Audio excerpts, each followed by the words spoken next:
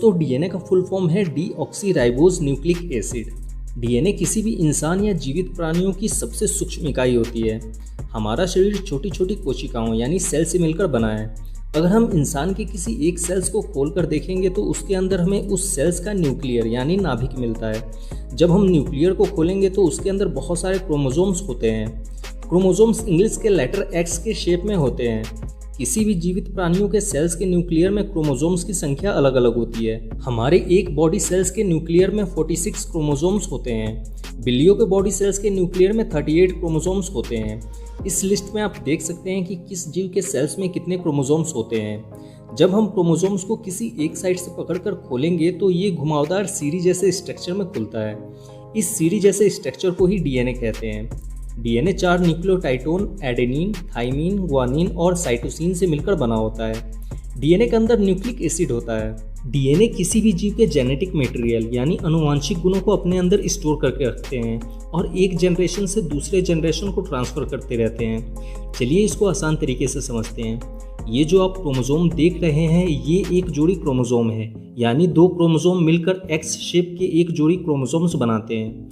हमारे शरीर के बॉडी सेल्स के न्यूक्लियर में ऐसे ही 23 जोड़ी क्रोमोसोम्स होते हैं और इन्हीं 23 जोड़ी क्रोमोसोम्स में हमारे शरीर का जेनेटिक इन्फॉर्मेशन सेव रहता है। जैसे हमारे शरीर का कौन सा आकार होगा, हमारे हाथ पैर कैसे होंगे, हमारी आंखें कैसी होगी, हमारे बाल कैसे होंगे, हमारी स्किन कैसी होगी और भी बहुत सारे इन्फॉर्मेशन इन्हीं क्रोमोसोम्स के डीएनए में सेव रहते हैं। जब कोई बच्चा अपनी माँ के पेट में होता है तब इन्हीं क्रोमोसोम्स के डीएनए में सेव जेनेटिक इन्फॉर्मेशन की वजह से ही उस बच्चे को उसके शरीर का सही आकार मिलता है। हर क्रोमोसोम्स में हमारे शरीर का अलग अलग इन्फॉर्मेशन सेव रहता है। जैसे इन 23 जोड़ी क्रोमोसोम्स में से किसी के पास हाथ का इन्फॉर्मेशन सेव रहता है, जैसे हाथ को कौन सा आकार देना है।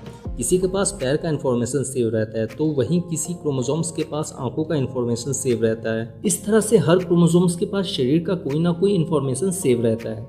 यही कारण है कि माँ बाप का शरीर जैसा होता है वही उनके बच्चों को भी मिलता है। जैसे अगर किसी इंसान की हाइट छोटी है या फिर उसकी आंखें नीली है या उसे कोई बीमारी है तो बहुत ज़्यादा चांस है कि ये सभी गुण या बीमारी उसके बच्चों को भी मिलेगा। इसे ही जेनेटिक प्रॉब्लम या जेनेटिक डिसऑर्डर कहते हैं। ठीक यही कहानी जानवरों के डीएनए के साथ भी होता है। जानवरों के क्रोमोसोम्स के डीएनए में भी उनके शरीर के आकार का जेनेटिक इन्फॉर्मेशन सेव रहता है और ये इन्फॉर्मेशन एक पीढ़ी से दूसरी पीढ़ी को ट्रांसफर होता रहता है। एक क्रोमोसोम से निकले हुए डीएनए की लंबाई 2 से 8 सेंटीमीटर तक होती है। हमारे शरीर में एक दिन में 1 लाख से 10 लाख तक डीएनए मर जाते हैं और उनकी जगह नए डीएनए जन्म लेते हैं। डीएनए में किसी भी इंफॉर्मेशन को स्टोर करने की बहुत ही अच्छी क्षमता होती है। इसका अंदाज़ा आप इसी से लगा सकते हैं कि सिर्फ 1 ग्राम डीएनए 700 टेराबाइट तक का डाटा स्टोर करके रख सकता है। सिर्फ 2 ग्राम डीएनए में पूरी दुनिया का डाटा स्टोर करके रखा जा सकता है। आइए अब जानते हैं डीएनए टेस्ट क्यों और कैसे किया जाता है। हर इंसान के डीएनए में अलग अलग इन्फॉर्मेशन सेव होता है, यानी किसी 2 इंसान का डीएनए एक जैसा नहीं होता है। किसी बच्चे का डीएनए उसके माता पिता दोनों से मिलकर बना होता है, इसलिए बच्चों के डीएनए में माता और पिता दोनों के गुण होते हैं। बच्चों का डीएनए टेस्ट उनके असली माता पिता के बारे में जानने के लिए किया जाता है, इसलिए डीएनए टेस्ट के द्वारा संबंधों का पता लगाया जाता है। कभी कभी आपराधिक मामलों में भी डीएनए टेस्ट किया जाता है ताकि असली इंसान को पहचाना जा सके।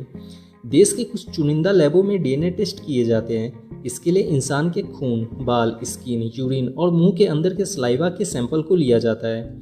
डीएनए टेस्ट के लिए 10 से 15 दिन का समय लग जाता है और इसके लिए लैब को 10 से 15 हज़ार रुपये देने पड़ते हैं। उम्मीद है कि आप डीएनए को अच्छी तरह से समझ चुके होंगे। अगर आपको अभी भी इसमें कुछ समझ में नहीं आया है तो आप इंस्टाग्राम पर जुड़कर अपना कोई भी सवाल मुझसे पर्सनली पूछ सकते हैं।